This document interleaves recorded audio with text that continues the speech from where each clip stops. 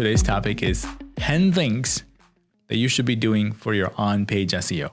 Yeah, I think that's a great topic. That could 10 be things. We're going to break it down. Let's try to stay on the 10. The reason is there's so much. There's 200 things that Google looks at. That's what I was going to say. The topic is so broad. It's overwhelming for a business owner to think about SEO because of all the different things you have to do. But I want to break it down. This is a, SEO 101. Mm-hmm. And I always think about the person who is not in SEO, who's trying to do it, or who's trying to do it on their own. Maybe you have your own resources. And I'll try to make it as entry level as possible so I'm not overwhelming or stressing anybody out.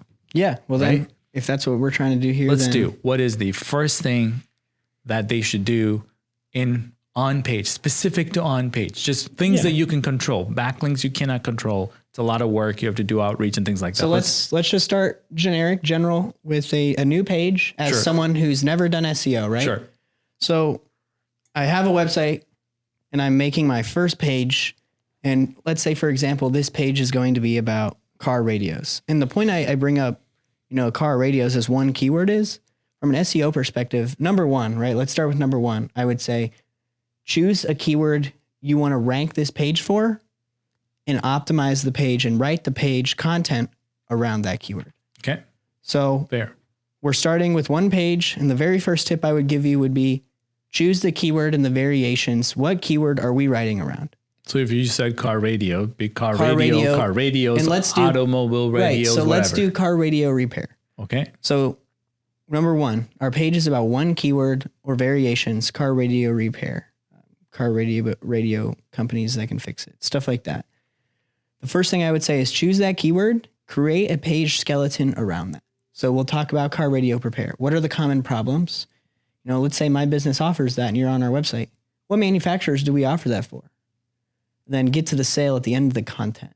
But optimize the whole page for that keyword, common problems, manufacturers you can fix it with, showing them the selections you have, but then going for the sale at the end. So we've built the trust because we built the outline around that keyword. So that'd be number one, is choosing a keyword to get a topic around. And then optimizing your page based off of that keyword. Because if you do it that way, we eliminate a bunch of other SEO issues that I won't even mention because it'll get so technical for a beginner. But if you do and start that way, you'll eliminate a lot of things that you might not eliminate. So first thing is picking the keyword. Pick a keyword and have each page be optimized and try to rank for one or two specific keywords. Don't try to rank a page for multiple keywords. Let's go down to the next one. Yep. Number two. So we have that page about car radio repair. What can we do to optimize this page even more? So number two, and a really easy tip I would say would be looking at the speed. Right, look at the speed, optimize your images. So if we had an image that's 100 megabytes, right, maybe we can compress that to 30 megabytes. Kilobytes would be preferred, right? Right, not megabytes. Yeah, I agreed. But it makes sense to reduce it. Essentially, we're just making the file smaller. Right, concept. Speed of the page will load faster because it's loading less data or storage. Right, and faster the site, the more Google likes it, and also faster users the site, love lowers it. your bounce rate, users stay longer, sends good signals to Google, which can help your ranking. So the second part is lighten up the whole entire site. Right. So we need to choose a keyword, number one, and two, let's make that page fast. Okay. Number three, I would say for this car radio page, it's looking at the title tag. Yep. Right. Everyone talks about metadata, and that's multiple different points, but we're going to break those down just so you understand each one. A title tag is the blue text you would see in the search engine results page that you would click on, essentially, that everyone's attracted to. Everyone knows what a title tag is. Everyone's clicked one. They just didn't know what to call it. Right. And so that essentially would be the blue text in the search engine that has different pixel lengths, right? Depending on where Google's algorithm is at this current month of the year. Or it could have been 120 pixels 2 years ago, and now it could be 80 pixels. But I will say, always keep in mind the pixel length. Look for the best practices at the time you're watching or listening to the podcast or video, and make sure we're optimizing around that pixel length. But I would say number three would be the title tag. What is the user seeing in the search engine? Is it what they're looking for? And then that also tells Google what our page is offering as well, which we would want to have our title tag be around our number one point, which would be the focus keyword. Got it. So it's title tag number three? Number three. So we have focus keyword as number one, your image, and a light, fast page or website would be number two. And then number three would be what's showing up in the search engine results. And title tag actually is one of those things that can change the rankings. Yeah, it's like a subject line in an email, right? That's the first thing someone sees. Because if you that change could it, make or break your open or click-through rate, for example. not only that, you can actually change your rankings. You can also mess up your rankings by changing it and putting something else that's irrelevant. And that's a good note you brought up. So let's say you're watching this video and you already ranked number 1 for that focus keyword. My recommendation would be to not touch your title tag. Right. I agreed. We don't want to affect the ranking. But going into number 4, description would be the description, right? So we have that title and then we have the description, which is number 4, and that's also a part of the metadata. But the description is the smaller black text you would see on the search engine results page that's under the title tag. So the title tag kind of gives you a snippet of what it's about, and the description gives you maybe a little bit more of a definition on what the page is about. But essentially this helps the user, right? As well as, Google more or less analyze your page for what it is about. Sure. And these can both make or break you. So Right. that's why But it's they're not a key ranking elements to indicator. have. It doesn't change the rankings. Description? No. No one actually knows the answer to that question because of Google's algorithm, right? Agreed. That's fair. I think it increases your click-through rate, but the title tag is Right. the one that makes And that's the where it change. gets complicated because click-through rate could increase your ranking. Correct. So naturally, it may not directly increase your ranking, but there are other factors that go into that could. And it will bold everything that's relevant in that description and the title and the URL. So technically it does help you with it so you can see it. However, in my opinion and all the data that I've seen, there's no change to rankings. I don't with the think there's a description. direct correlation to rankings, but there is a direct correlation to user click-through rate experience. and click-through rate. Which user experience is also part of the click-through rate, as you brought up. All right. So we got 4 down. What's 5? Yeah, number 5, 5, I would say internal and external links. Okay. So we have a blog post, let's say around car radio repair. Okay. And we have a page, like I said, that shows the manufacturers of cars that we can repair. So on our car radio repair blog, it says, we service the following, car manufacturers and can repair any, radio. And then we could have a list of those manufacturers: Lexus, Toyota, Honda, Chevy. But then, on that list, we could link those names of the manufacturers to the actual pages that those manufacturers' radios are being displayed. So we're interlinking the post with the radios for those unique manufacturers. So if the user says this blog post is great, I have a Lexus, they can click that, go straight to our Lexus page, which is great from a user experience. Google likes to see interlinking, especially between pages that offer relevant content to each other. But then also, like I said, the user has a better experience. They can literally click that, increase our pages per session, and convert in 15 seconds because we made it so easy for them. Rather than not interlinking our pages, they have to go to the top of the website or the search bar on the top of the website. Sure. Find what they're specifically looking for. So I think, number 5 would be internal links, linking from other pages, but then also external links. If you talk about car radio repair, but you don't offer a Toyota radio, maybe we externally link to a website that does offer a Toyota radio, if that makes sense. Gives the user a better experience. Yeah. So number 5, I would say would be internal 6. and external links. 6. Yeah. Number 6. Fired up here. Yeah. 6, I think, kind of going back to your specific speed of a single page.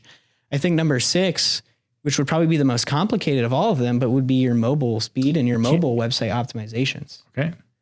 Right. So, Google Responsive website. Google is a mobile friendly first search engine, and it's almost been that way for 2 years now. Mobile first. Right. It's been that way for almost 2 years now.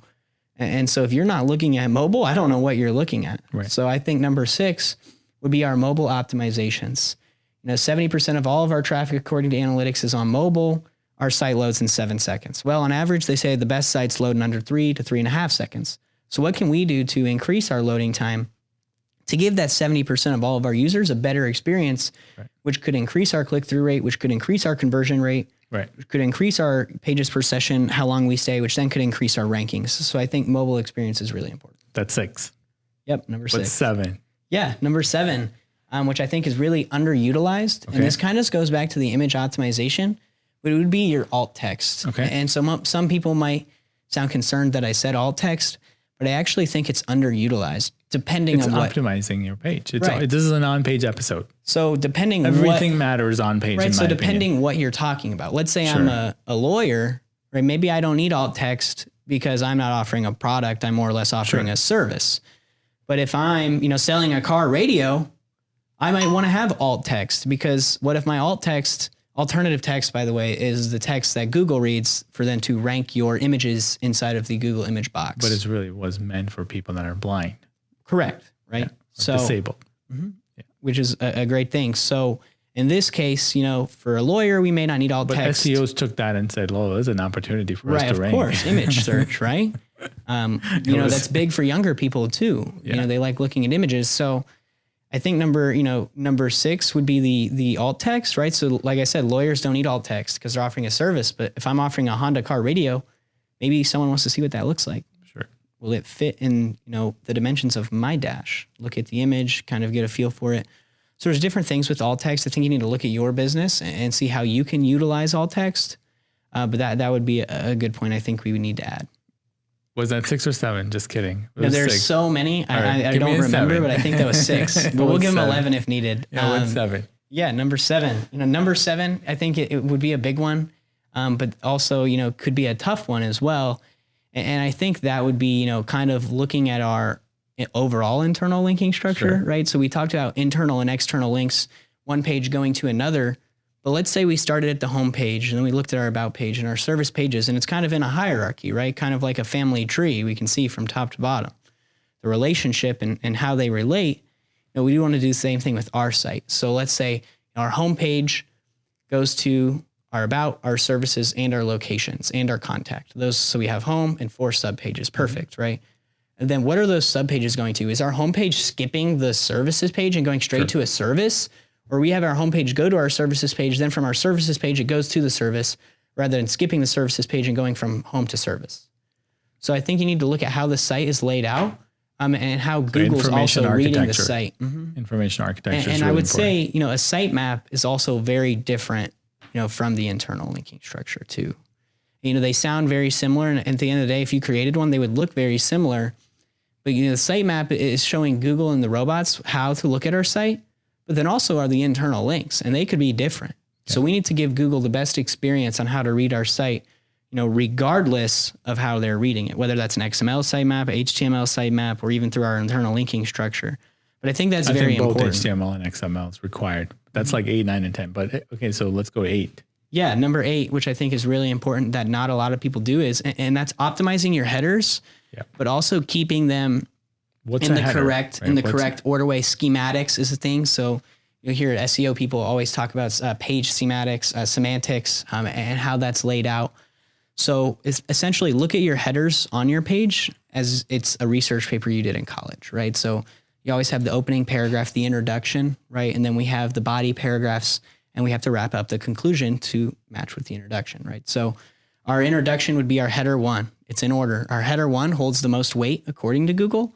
So in our header 1, we would most likely want to have our focus keyword that the page is about, that's also contained in our title tag. We want to give Google the same signals, show consistency, that this is what the page is about. So I would start with our header 1, and then chronologically having that in order like a paper, as I said. So our next header, which would be the paragraph after our introduction, that's talking about the next section of our page, would be our header 2, right? And then we could have another section that could be about a header 2. It could be top 3 things you need to know about SEO. Right, that could be our H1, and then our H2 could be link building. Our second H2 could be title tags, and our third H2, could be meta descriptions. And then after that, maybe we have an H3, and essentially we just want to round it out and make sure the page is in order from a header perspective. 9. 9. Let's do it. Yeah, so 9 is a little more complicated. This would go back to depending if you're... This is a beginner episode, and you're giving me a lot of complicated things here. And the great thing is now, actually, for beginners, with all of the new tools, these old technical SEO strategies, you can now implement with a click of a button. So depending on the site. Depending on the sites. Right. I know Wix, in my 9th or 10th point, whatever we're on here, because there's so many, I know that Wix now actually has an automated schema generator, so which I thought was brilliant. So depending on if they have an address. Right. Like I said, businesses, e-commerce, service, e-commerce compared to location schema, compared to event schema, compared to buy now, review schema. And it's number 9.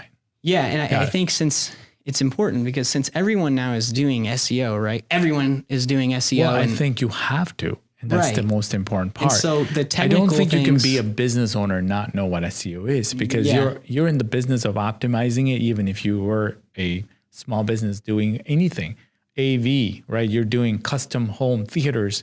You still need to know how to do SEO. And that's why I brought up schema and more technical items in my review, because if everyone's doing SEO, everyone can do SEO. Every business owner hires someone to do their SEO. SEOs are going to have to become more advanced because everyone around them is doing the same thing.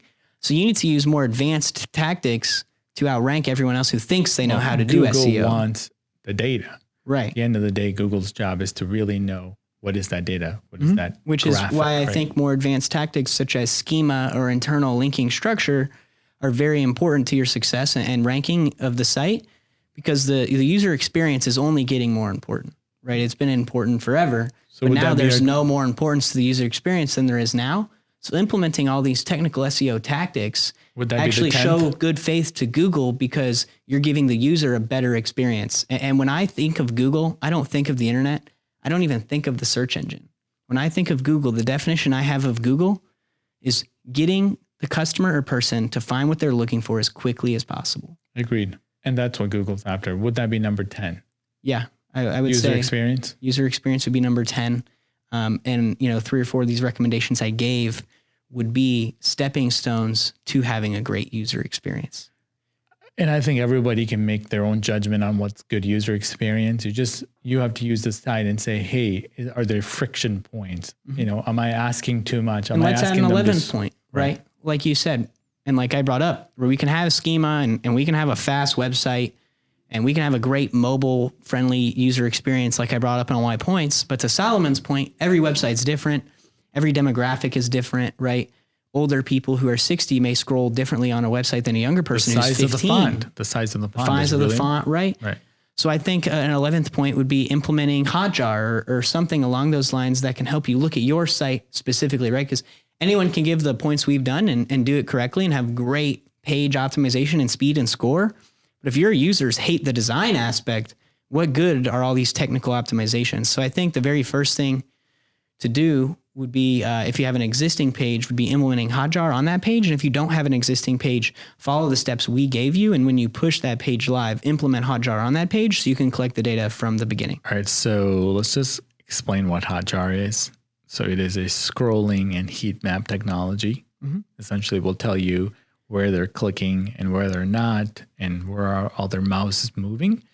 And I think it's a really important tool, especially if you're struggling with conversions. You can say, hey, what is actually happening on my page? But if you're really having amazing conversion rate, you don't want to have extra pixels on your website that will slow it down. So I'm a proponent of, let's just do it and try it. 1,000, 2,000, 3,000 visits later, we can get rid of it.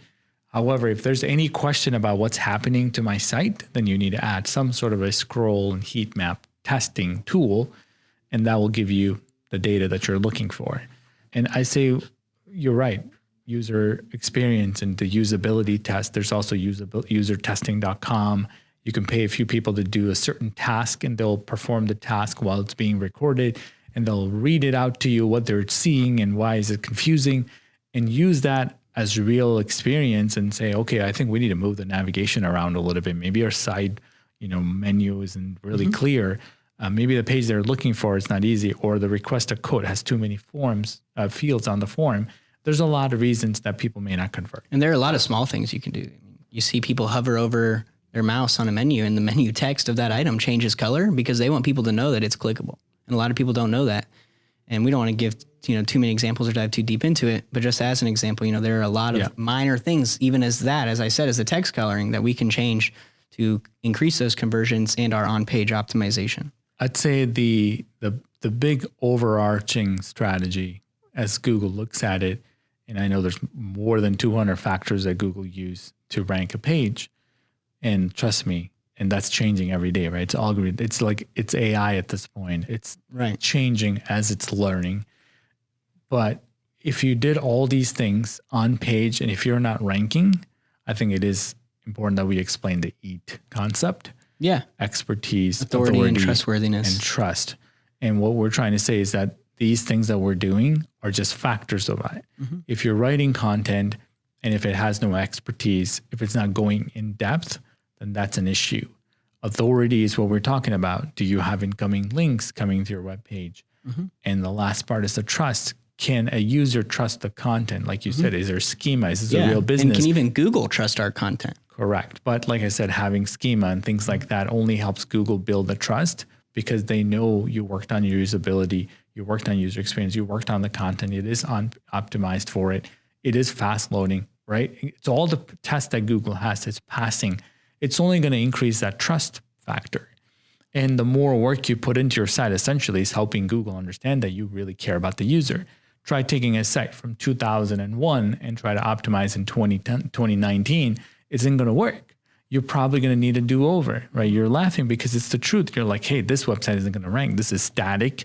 It's .html. I mean, not that it's bad. It's just like it has no template. It has no header, no footer. It doesn't even have Google Analytics on it. Like we don't even know what happens to the site. And that's what you cannot do anymore, right? Many, many businesses operate like that. They have a site from I don't know when, but that's just really not going to help them anymore. And so, and if they're thinking about even remotely optimizing for on-page, they probably do need a do-over. So I'd say EAT is the thing that you should really be focusing on: expertise, authority, and trust, and keep solving for that. Do I solve the expertise part because my content is in depth better than any other site out there?